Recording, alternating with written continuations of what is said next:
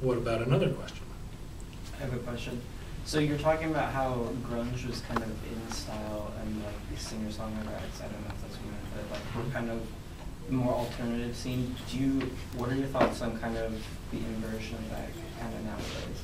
With like noisier acts kind of being the underground scene and like said neo-folk kind of taking a more like popular stance. It's constant, you know, a constant process of people that are younger feeling like the guys who are just a few years older than them aren't expressing their feelings very well. Neo-folk, I mean, if you think about Robin Pecknold of the Fleet Foxes, he is 25 now.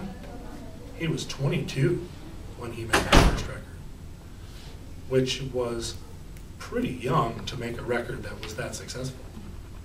But almost immediately, people were like, that music's too commercial.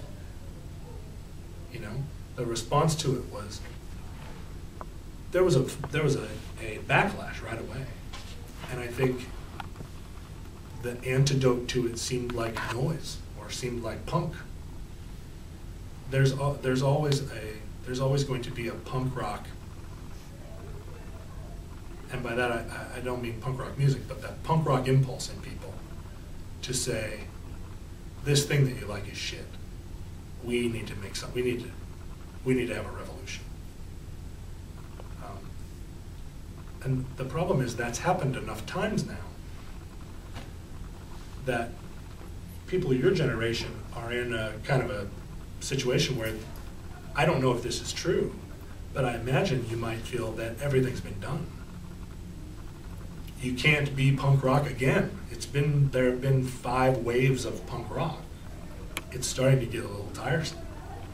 And when I was in high school, there were only 5 types of people, as far as we knew.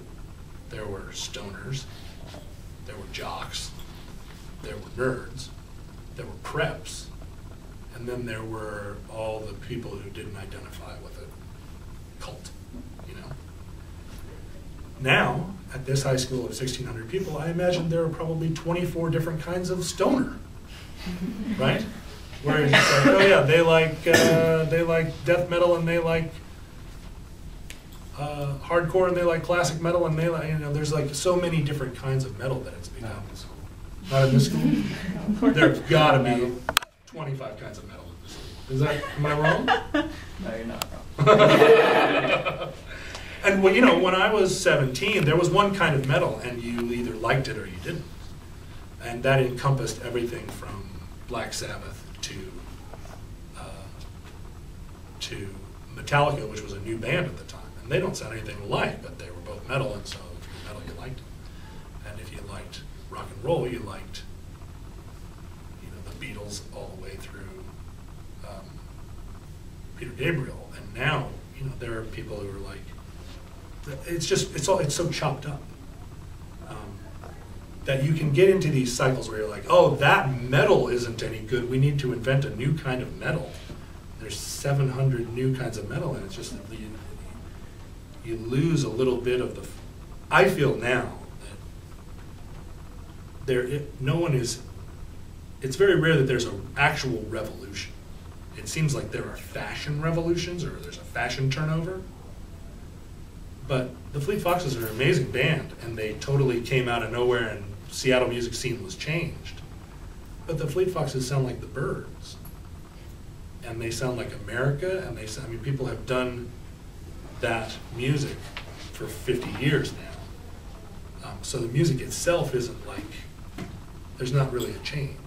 It's just like a question of genre, like there's not some new genre waiting to be invented. Except that the permutations have happened. I mean, and that's the thing about noise. It's like the Japanese have been making noise rock for 30 years. The Germans have been making noise rocks everywhere.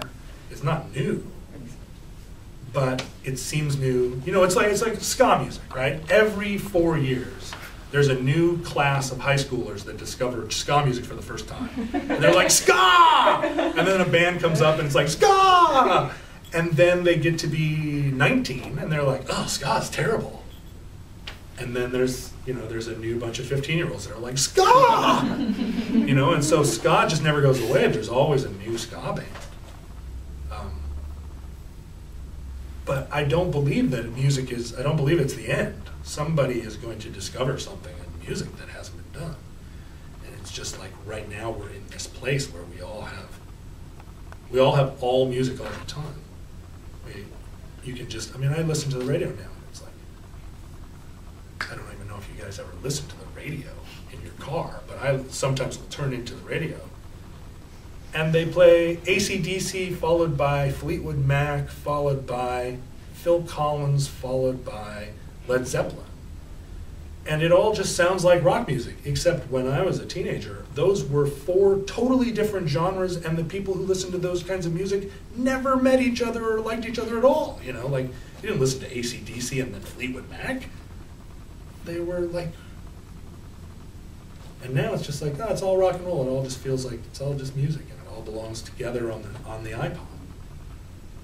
So I think we're in an era now where we just have so much of this stuff, and it's hard to digest enough to think of like something that's never been